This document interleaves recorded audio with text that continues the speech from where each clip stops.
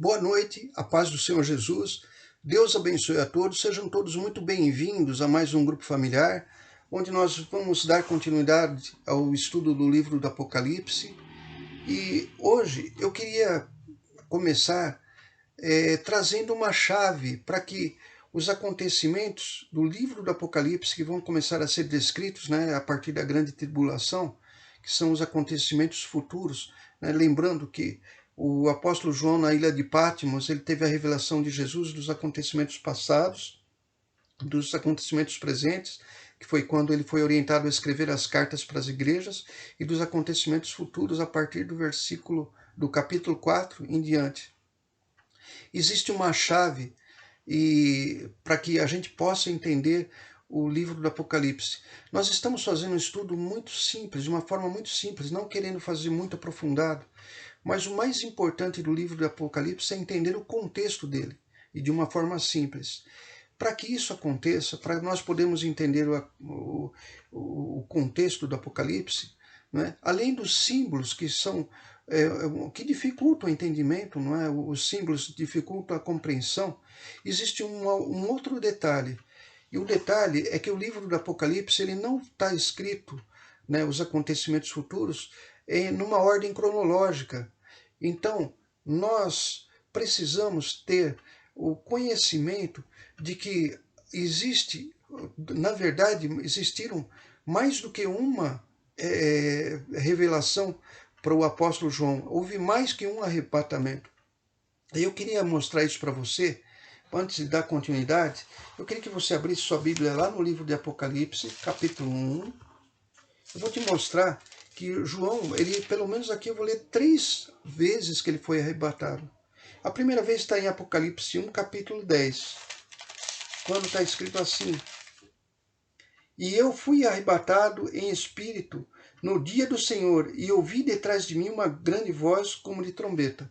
Essa foi a primeira vez. No capítulo 4, no versículo 1, ele novamente cita um outro arrebatamento que ele teve. Depois dessas coisas, olhei, e eis que estava uma porta aberta no céu, e a primeira voz que, como de trombeta, ouvira falar comigo, disse: Sobe aqui, e mostrar-te-ei as coisas que depois dessas devem acontecer. Veja que ele fala que ele subiu para o céu. Então, João ele tem visão da tribulação, revelada por Jesus e nos céus. Ele tem a visão do ângulo, do ponto de vista da tribulação do céu, mas também vai ter a visão da tribulação, da grande tribulação, do ponto de vista da terra. Então ele vai ter visão de 2 momentos distintos, mas os fatos são os mesmos. Então, quando ele ter a visão das trombetas no céu, aqui na terra estão sendo derramadas taças, mas as trombetas correspondem às taças, e as taças correspondem às trombetas que nós vamos estudar. Isso é importante, porque entendendo isso, nós vamos começar a perceber a estrutura do livro e assim facilitar a visão global. No capítulo 13, eu vou te mostrar, então, que ele estava aqui na terra, tendo a visão, mas agora o local que ele está é na terra. Então ele vai ver a tribulação sendo revelada através de visão para ele, mas ele estando na terra.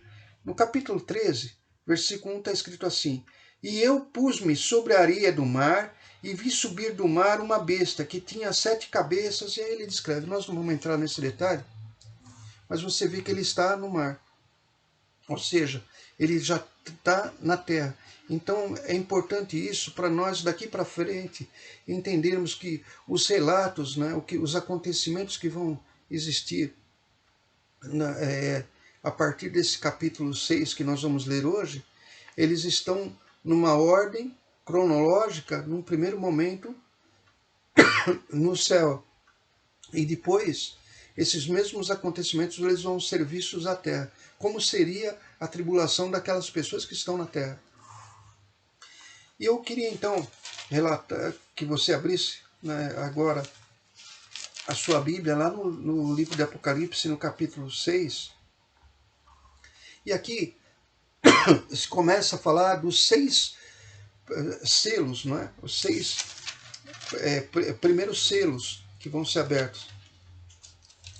Selos são a liberação dos acontecimentos para que haja, não é, o juízo de Deus, ou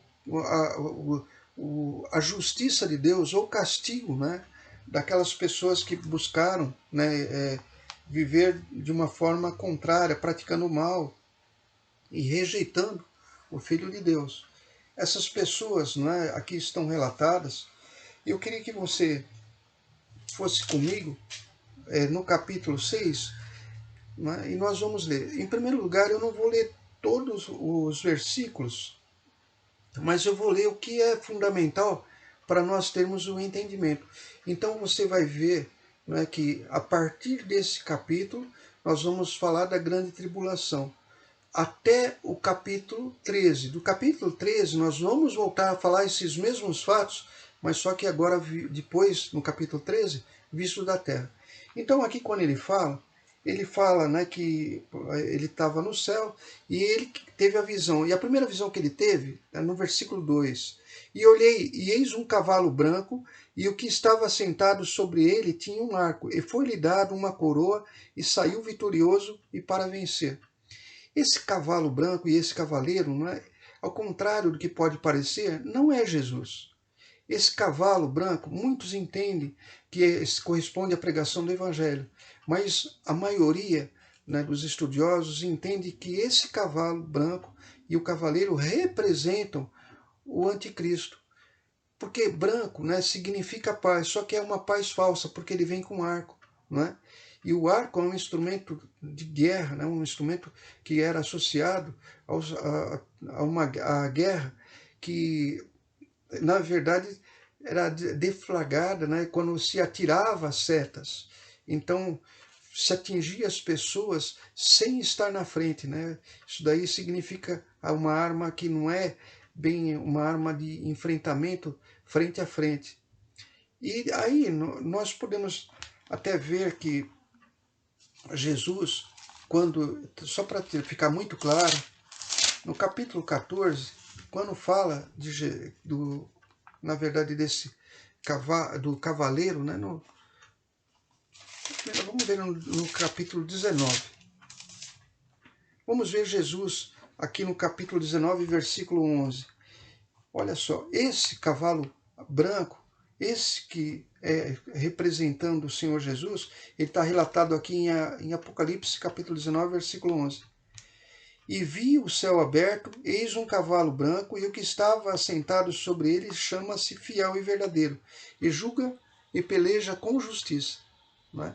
Então, esse daqui é Jesus Cristo. Esse daqui não é, porque nesse momento é o momento em que se entende que vai vir um grande líder, né? E que ele, assumindo um cavalo branco, significa que ele vai propor uma paz mundial, mas uma paz mundial que na verdade é falsa, porque eles têm um arco, não é? E aí, logo em seguida, você vai ver no versículo 4, aí vão vir na sequência, né, os outros 3 cavalos, são 4 cavalos, um branco, né, vai vir um vermelho, vai vir um preto e um amarelo. E aqui no versículo 4 está escrito assim: e saiu um cavalo vermelho, e os que estavam assentados sobre ele foi dado que tirasse a paz da terra. Na verdade, aqui esse cavalo vermelho ele simboliza a guerra, né? Indo rapidamente, mas no versículo 5 vai haver o outro cavalo, o cavalo preto. E havendo aberto o terceiro selo, ouvi dizer ao terceiro animal: vem e vê. E aí vem um cavalo, né? O cavalo preto. E esse cavalo preto, ele simboliza a fome, não é? Esse cavalo que está descrito aqui, ele simboliza a fome. No versículo 9, ou melhor, no versículo 8, né? Aí sim, aí vem o cavalo amarelo. Então, aí mais um selo aberto, né? Esse quarto selo, ele vai liberar o cavalo amarelo. O que é esse cavalo amarelo? Ele representa a peste. Você vai ver isso daqui lendo, né? Então, nós temos, em primeiro lugar, o cavalo branco, né? Depois o vermelho, depois o preto e agora o amarelo, representando a peste. Isso significa que o anticristo, quando ele vier com o tratado, entre aspas, de paz, na verdade vai trazer guerra, na verdade vai trazer fome, não é? Cavalo preto representa a fome, e o cavalo amarelo que representa a peste. Então vai trazer morte para todas as pessoas. Isso vai ser permitido por Deus. Então lembre-se que Deus, ele permite isso. E aí o que vai acontecer em seguida é que vai ser aberto o quinto selo. Né? São 7 selos. Lembre-se que 7 é o número de Deus. 7 representa a perfeição, o número de Deus é a justiça de Deus. E no capítulo 6, no versículo 9, o quinto selo ele é aberto. E vi debaixo do altar as almas dos que foram mortos por amor da palavra de Deus e por amor do testemunho que deram. Então aqui, nessa altura, vão ser mortos todos aqueles que se recusarem a adorar, né, a se curvar para esse sistema que está vindo, né, esse anticristo. Né? Então, eles vão ser mortos. Por quê? Porque eles confessam o nome de Deus. E nesse momento, essas pessoas que estão sendo mortas, né, você deve saber, né, a tribulação corresponde a um período de 7 anos. Né, isso que Daniel fala, mas nós vamos ver mais para frente isso. Aqui, nesse quinto selo, né, se entende que é exatamente na metade da tribulação. É quando são mortos aqueles que confessam Deus, né, que não se recusam a confessar Deus. E aí eles são mortos. E aí, daí para frente, então até o quinto selo, né, do primeiro ao quinto selo, quando são liberados os cavalos, os 4 cavalos, e depois quando é permitido que se martirize, né, aqueles que são de Deus, aqueles que buscam Deus, a partir daí, aí vão ser abaladas as potências do universo. Então, dos 3 anos e meio em diante, ou seja, a partir do sexto selo, se entende que Deus vai agir diretamente. De que maneira? Eu queria que você fosse comigo no versículo 12. E havendo aberto o sexto selo, né, que é o último selo desse capítulo, olhei e eis que houve um grande tremor de terra, e o céu tornou-se negro como saco de silício, e a lua tornou-se como sangue. Então, aqui eu vou dando uma continuidade.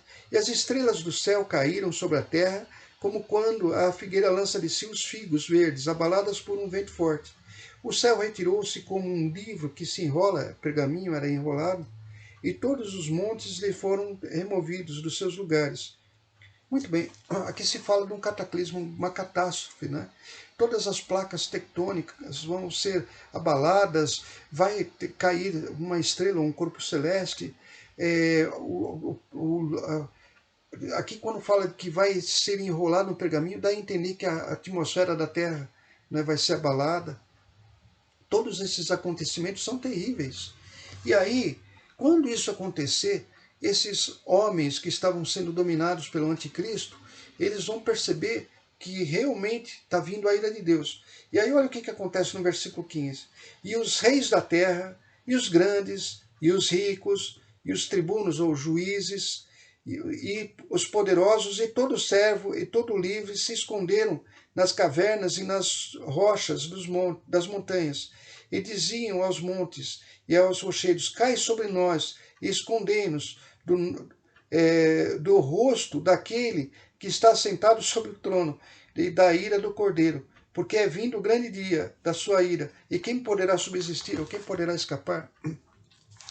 Vai ser quando o que estiver acontecendo não veio exatamente da mão dos maus e daqueles que são dirigidos pelo maligno, que eles vão perceber que isso é a ira de Deus, e aí eles vão ficar realmente atemorizados. Eles vão buscar a morte, mas a morte não vai ser permitida. Porque eles buscando a morte, eles pensariam: vamos nos livrar de tudo isso, quero de um descanso, quero sair de todo sofrimento. Mas eles próprios sabem que o que está reservado para aqueles que são inimigos de Deus, aqueles que praticam o pecado e a injustiça, é a eternidade no sofrimento, como Jesus fala, não é? Que ali haverá pranto e ranger de dentes, onde o fogo nunca se apaga, não é? Então, eles sabem que agora eles vão colher o castigo da desobediência. todo o insulto, tudo aquilo que eles fizeram com Deus, não é? E com o seu povo, com aqueles que pertencem a Deus, eles sabem que eles vão pagar. E isso dá um desespero enorme. Isso acontece no sexto selo. Quando nós lemos agora, de uma forma muito simples também falando, o capítulo 7, entre o sexto selo e o último selo, o sétimo selo, lembre-se sempre que 7 é o número de Deus. Né? Então, no capítulo 7 vai falar de dois eventos.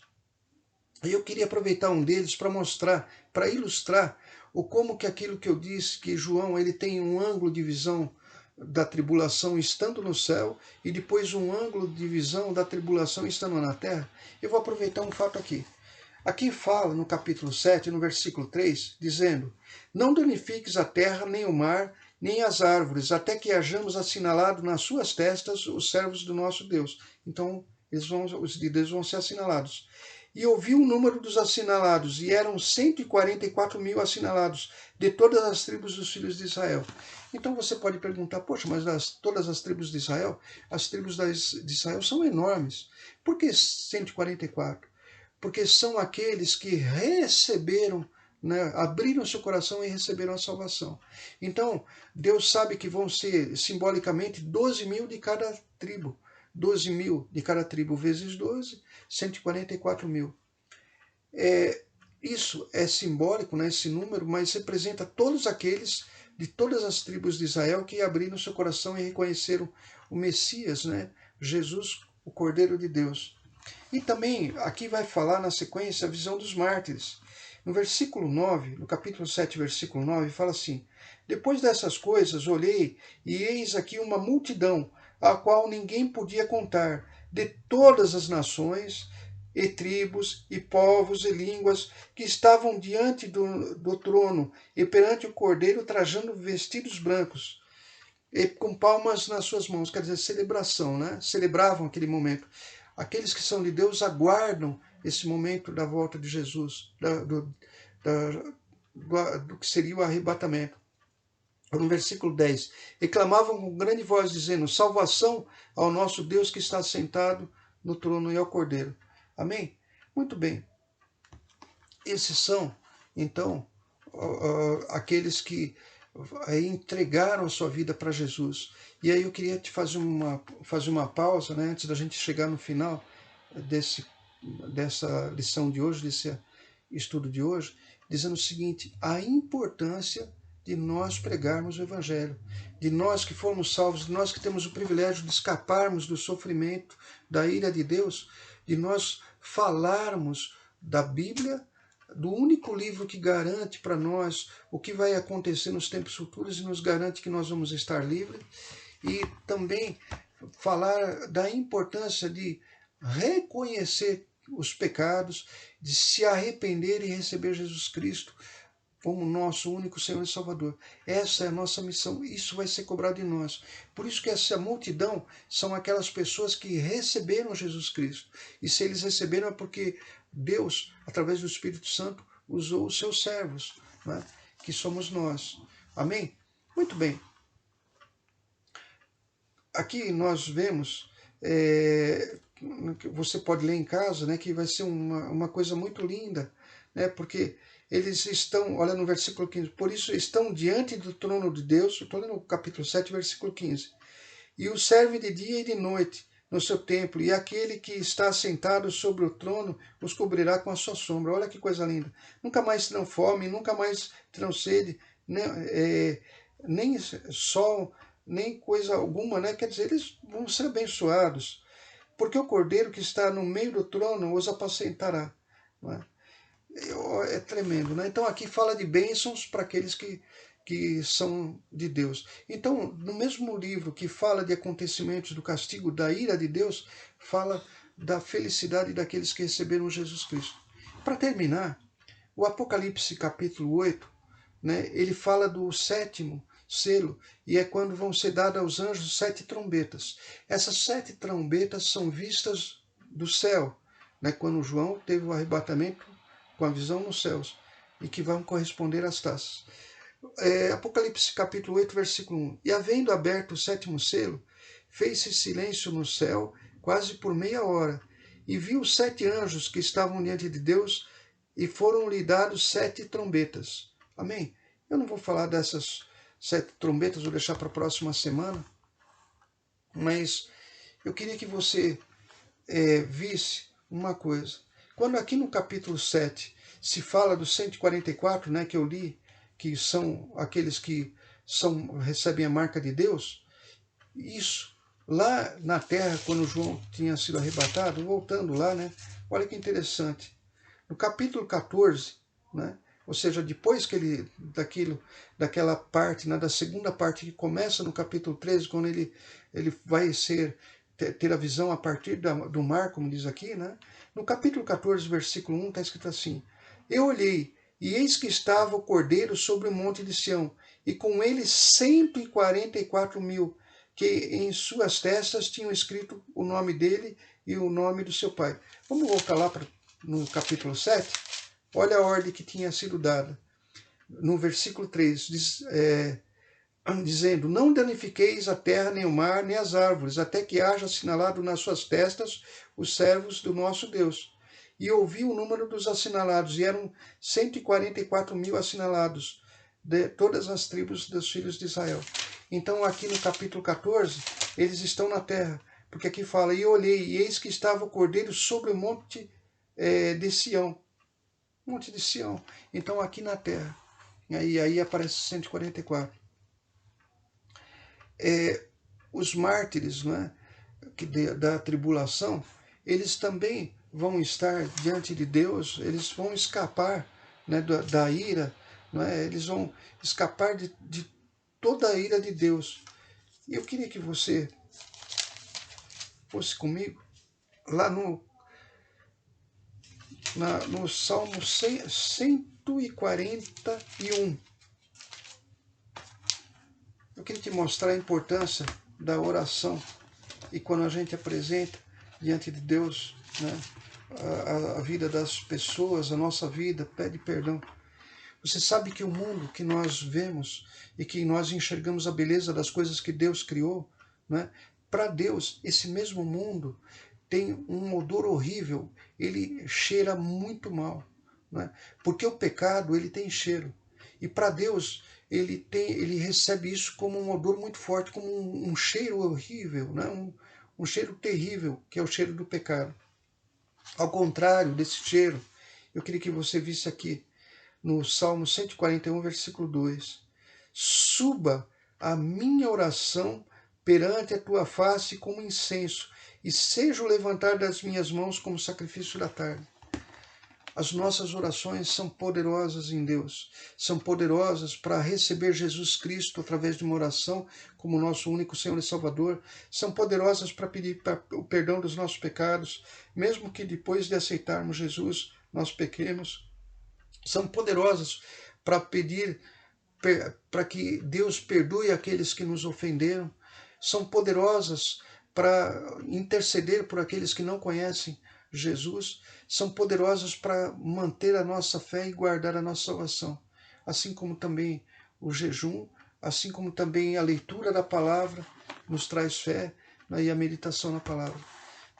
De uma forma muito simples, né, nós estamos estudando o livro de Apocalipse, e hoje essa chave que nós apresentamos, né, de você saber que existem momentos distintos da visão de João, isso vai ajudar muito a leitura, né, principalmente quando você fizer em casa, ou daqui para frente, quando nós vamos dar continuidade, e na próxima semana nós vamos falar da trombeta, amém? Baixa a nossa cabeça, fechar os nossos olhos. Senhor Deus e Pai, em nome de Jesus, nós queremos te agradecer pelo privilégio que nós temos de ler o livro do Apocalipse, meu Pai, e de fortalecer a nossa fé, meu Pai, e podermos nos firmar na Tua palavra. Pai querido, em nome de Jesus, que esta palavra, meu Pai, aonde ela for ouvida, e aonde essa mensagem chegar, meu Pai, que seja acompanhada da revelação do Teu Espírito Santo e que traga salvação, acima de tudo, meu Pai, para que todos nós possamos esperar o grande dia, a volta de Jesus Cristo, dizendo: Maranata, ora venha, Senhor Jesus. Deus abençoe a todos, um bom Natal, boas festas junto com seus familiares. Vamos continuar intercedendo por essas vidas que estão sofrendo com esse quadro de pandemia, pelas autoridades, e não deixe, né, no domingo, às 10 horas da manhã, participar de mais um culto virtual, e na igreja de Ribeirão Pires, né, o culto presencial às 10 horas. Deus abençoe a todos e até lá, em nome de Jesus.